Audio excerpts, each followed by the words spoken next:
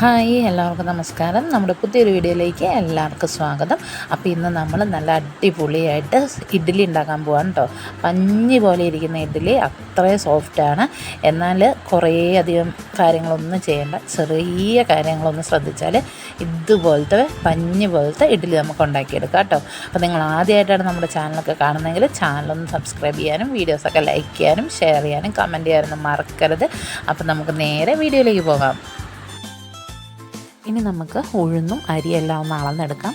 അപ്പോൾ ഞാൻ ഈ ഒരു ഗ്ലാസ്സിനാണ് അളന്നെടുക്കുന്നത് കേട്ടോ. അപ്പോൾ ഞാനിവിടെ ഈ ഗ്ലാസ്സിന് 2 ഗ്ലാസ് ഉഴുന്ന് ചേർത്തിട്ടുണ്ട്. നമ്മളിവിടെ എടുക്കുന്ന അളവെന്ന് പറഞ്ഞാൽ 2 ഗ്ലാസ് പച്ചരിക്ക് 1 ഗ്ലാസ് ഉഴുന്നെന്നുള്ള കണക്കിനാണ് കേട്ടോ. അപ്പോൾ ഞാനിവിടെ 4 ഗ്ലാസ് പച്ചരി എടുക്കുന്നുണ്ട്. പിന്നെ നമ്മുടെ ഉഴുന്നിലേക്ക് ഒരു ടീസ്പൂണോളം ഉലുവയും കൂടെ ഒന്ന് ചേർത്ത് കൊടുക്കണേ. അതിനുശേഷം നമ്മളിവിടെ പച്ചരി എടുക്കുന്നുണ്ട്. ഞാൻ റേഷൻ കടയിൽ നിന്ന് മേടിച്ച പച്ചരിയാണ് കേട്ടോ എടുക്കുന്നത്. നല്ല അഴുക്കുണ്ട്, അതുകൊണ്ട് നല്ലോണം വാഷ് ചെയ്ത് കളയുന്നുണ്ട് കേട്ടോ. നമ്മൾ ഈ ഇഡ്ഡലിക്കൊക്കെ ആയിട്ട് സെപ്പറേറ്റ് അരി മേടിക്കേണ്ട ഒരു കാര്യവുമില്ല, ഇങ്ങനത്തെ പച്ചരി തന്നെ മതി കേട്ടോ. അപ്പോൾ നമ്മളിവിടെ നല്ലോണം കഴുകി വൃത്തിയാക്കി അരി മാറ്റി വെച്ചിട്ടുണ്ട്. അതുപോലെ തന്നെ നമ്മുടെ ഉഴുന്നും കൂടി നല്ലോണം കഴുകി ഒന്ന് എടുക്കാം കേട്ടോ. അതും കൂടെ ഒന്ന് കഴുകിയെടുക്കാം. ഇപ്പം നമ്മളിവിടെ അരിയും ഉഴുന്നും എല്ലാം കഴുകി എടുത്ത് മാറ്റിയിട്ടുണ്ട്. ഇനി നമുക്ക് നമ്മുടെ പച്ചരിയും ഉഴുന്നും കൂടെ ഒരുമിച്ചാക്കുവാണ് കേട്ടോ ഞാനിവിടെ ചെയ്യുന്നത്. ഞാനിവിടെ തലേ ദിവസം രാത്രിയിൽ നമ്മളിങ്ങനെ കുതിരാൻ വെച്ചിട്ട് പിറ്റേ ദിവസം രാവിലെ അരച്ച് ഒരു 1.5 മണിക്കൂർ കൊണ്ട് ഇഡ്ഡലി ഉണ്ടാക്കുവാണ് കേട്ടോ ചെയ്യുന്നത്. അപ്പം ഞാനിതെല്ലാം ഒരുമിച്ചാക്കി അതിൻ്റെ കൂടെ ഞാൻ കുറച്ചധികം ചോറ് ചേർത്ത് കൊടുക്കുന്നുണ്ട് കേട്ടോ. നമ്മളിതിനകത്ത് അവലോ വേറെ ഒന്നും ചേർക്കണ്ട, നമ്മുടെ ഈ ചോറ് തന്നെ മതി നമ്മുടെ സോഫ്റ്റായിട്ട് ഇഡ്ഡലി കിട്ടാനായിട്ട് കേട്ടോ. അങ്ങനെ ചോറും ചേർത്ത് കുറച്ചധികം വെള്ളം ഒഴിച്ച് കൊടുക്കുന്നുണ്ട്. കാരണം നമ്മുടെ ഉഴുന്ന് കുതിർന്ന് വരുമ്പോഴത്തേക്കും വെള്ളം മതിയാവാതെ വരും. അപ്പോൾ കുറച്ച് വെള്ളം ചേർത്ത് കൊടുക്കുക. ഈ വെള്ളത്തിൽ തന്നെയാണ് കേട്ടോ നമ്മളിനി അരി അരയ്ക്കേണ്ടത്, വേറെ വെള്ളം ഇതിനകത്ത് ചേർക്കുന്നില്ല. പിന്നെ ഞാനിപ്പോൾ ഇവിടെ ഒരു നുള്ള് ഈസ്റ്റും ഒരു നുള്ള് പഞ്ചസാരയും ചേർത്തിട്ടുണ്ട്. വേറെ ഒന്നും അല്ല കേട്ടോ, ഇവിടെ നല്ല മഴയാണ്. അപ്പം അതുകൊണ്ട് പുളിക്കാതിരുന്നാലോ എന്ന് വിചാരിച്ചിട്ടാണ് കേട്ടോ ഇത്തിരി ചേർത്തിരിക്കുന്നത്. ചൂടുള്ള സമയമാണെങ്കിൽ ഈസ്റ്റ് ഒന്നും ചേർക്കേണ്ട കാര്യമേ ഇല്ല കേട്ടോ. അങ്ങനെ നേരം വെളുത്തപ്പം ഇതുപോലെ നമ്മുടെ അരിയും ഇതെല്ലാം കുതിർന്നിരിപ്പുണ്ട്. ഇനി നമുക്ക് ഇതൊന്ന് അരച്ചെടുക്കണം കേട്ടോ.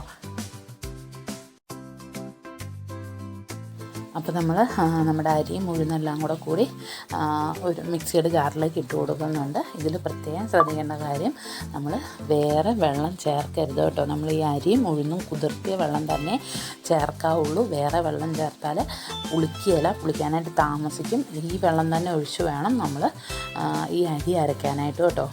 അപ്പം നമ്മളിതിലേക്ക് കുറച്ച് വെള്ളവും കൂടി ചേർത്ത് കൊടുക്കുന്നുണ്ട്. പിന്നെ അരി അരയ്ക്കുമ്പം നല്ലോണം വെള്ളമായി പോവാതിരിക്കാനായിട്ട് ശ്രദ്ധിക്കണം.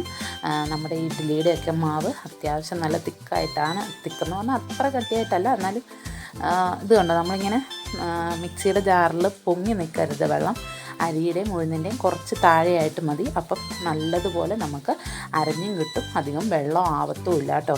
പിന്നെ അരയ്ക്കുമ്പോൾ ശ്രദ്ധിക്കേണ്ട കാര്യം എന്ന് പറഞ്ഞാൽ തീരെ തരിതരികളില്ലാതെ തന്നെ അരച്ചെടുക്കണം കേട്ടോ. തരിതരികൾ കൂടുതലാണെങ്കിൽ നമ്മുടെ ഇഡ്ഡലിക്ക് മയം കുറയും. അങ്ങനെ ഇനി നമുക്ക് ബാക്കിയുള്ള അരിയും ഉഴുന്നും കൂടി ഒന്ന് അരച്ചെടുത്തുകൊണ്ട് വരാവേ.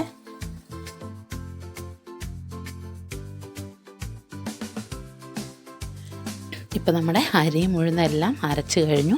ഇനി നമുക്കിതൊന്ന് റെസ്റ്റ് ചെയ്യാനായിട്ട് വെക്കണം. ഇനി ഇത് പുളിക്കണം നല്ലതുപോലെ.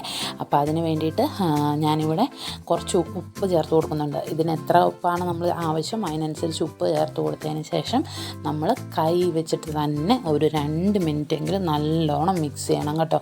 ഇങ്ങനെ മിക്സ് ചെയ്യണമെന്നത് നിർബന്ധമായിട്ടും ചെയ്യണം. അങ്ങനെ മിക്സ് ചെയ്തതിന് ശേഷം നമ്മളിത് ഒരു മണിക്കൂറോളം റെസ്റ്റ് ചെയ്താൽ മതി. അപ്പോഴത്തേക്കും നമ്മുടെ മാവ് നല്ലോണം പുളിക്കാൻ തുടങ്ങും കേട്ടോ, നല്ലപോലെ പുളിച്ച് വരും. ഞാനിവിടെ 6:15 ആയപ്പോഴത്തേക്കും വെച്ച് എനിക്ക് 8 മണിയൊക്കെ ആയപ്പോഴത്തേക്കും ഇഡ്ഡലി ഉണ്ടാക്കാറായിട്ടുണ്ടായിരുന്നു കേട്ടോ.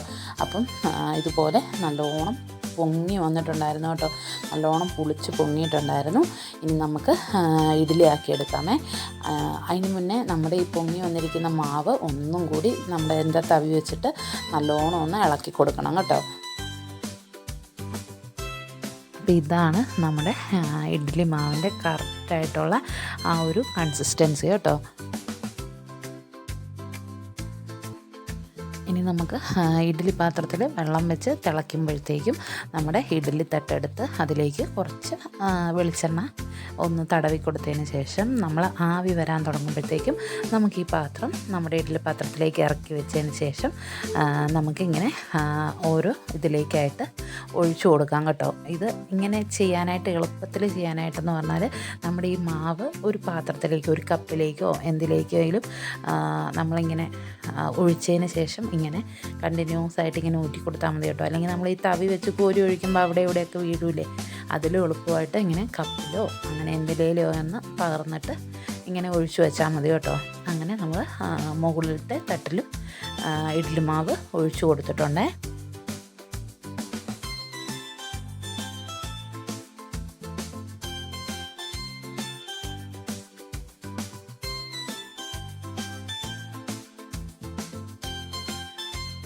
ഇനി നമുക്ക് ഇഡ്ഡലി പാത്രം അടച്ചു വെച്ച് കൊടുക്കാം. അപ്പോൾ ആദ്യത്തെ 1 മിനിറ്റ് ഹൈ ഫ്ലെയിം ഇട്ട് കൊടുക്കണം കേട്ടോ.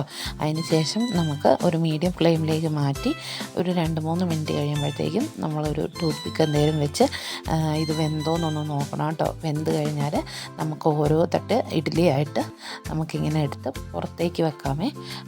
പുറത്തേക്ക് വെച്ച് ഒരു 2-3 മിനിറ്റ് കഴിയുമ്പോഴത്തേക്കും അതിൻ്റെ ചൂടൊക്കെ ഒന്ന് അങ്ങ് കുറയും.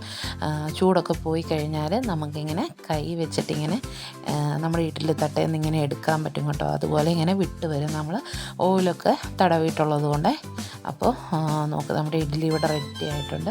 കണ്ടോ എന്ത് പെർഫെക്റ്റ് ആയിട്ടാണ് നമുക്ക് ഇഡ്ഡലി വന്നിരിക്കുന്നതെന്ന് നോക്കി. ഇത് നല്ല ടേസ്റ്റുമാണ്, അതുപോലെ നല്ല സോഫ്റ്റുമാണ് കേട്ടോ. സാമ്പാറിൻ്റെയും ചട്നിയുടെയും ഒക്കെ കൂടെ കഴിക്കാൻ അടിപൊളി ഒരു ഇഡ്ഡലിയാണ്. അപ്പോൾ നിങ്ങളെല്ലാവരും ഇങ്ങനെ ഒന്ന് ട്രൈ ചെയ്ത് നോക്കുക. വീട്ടിൽ ഇഡ്ഡലി ശരിയാവുന്നില്ലെന്ന് പറയുന്ന ആൾക്കാർ ഇങ്ങനെ ഒന്ന് ട്രൈ ചെയ്ത് നോക്കിയിട്ട് ഫീഡ്ബാക്ക് അറിയിക്കുക കേട്ടോ. പിന്നെ നിങ്ങൾ ആദ്യമായിട്ടൊക്കെയാണ് നമ്മുടെ ചാനൽ കാണുന്നതെങ്കിൽ ചാനലൊന്ന് സബ്സ്ക്രൈബ് ചെയ്യാനും വീഡിയോസൊക്കെ ലൈക്ക് ചെയ്യാനും ഷെയർ ചെയ്യാനും കമൻറ്റ് ചെയ്യാനൊന്നും മറക്കരുത്. അപ്പം നമുക്ക് അടുത്തൊരു വീഡിയോയിൽ കാണാം കേട്ടോ.